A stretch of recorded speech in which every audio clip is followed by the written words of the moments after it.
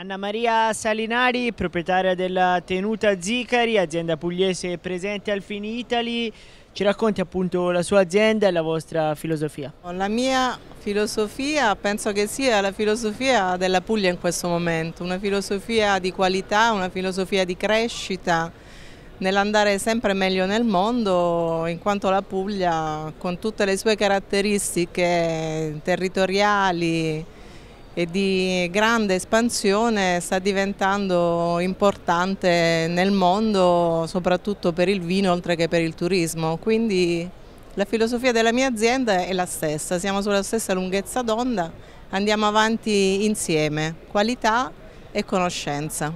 Forte legame con il territorio che poi si riscontra anche nei prodotti, perché c'è da promuovere sì i vini, ma un territorio che, come ha detto lei, merita davvero di essere conosciuto ben oltre i confini nazionali e non solo.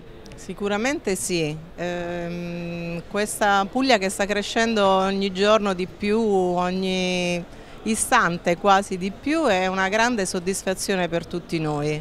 Gli andiamo dietro, siamo contenti di partecipare a questa crescita e penso che continuerà, non si fermerà sicuramente. E quindi appunto il segreto di questi vini per essere così apprezzati qual è? Il segreto di questi vini è la territorialità innanzitutto, produciamo Primitivo e Negramaro che sono i nostri vini di punta e soprattutto la qualità. La qualità è fondamentale in ogni cosa della vita, senza di questa non si potrebbe andare da nessuna parte e i nostri vini rappresentano la qualità di Puglia.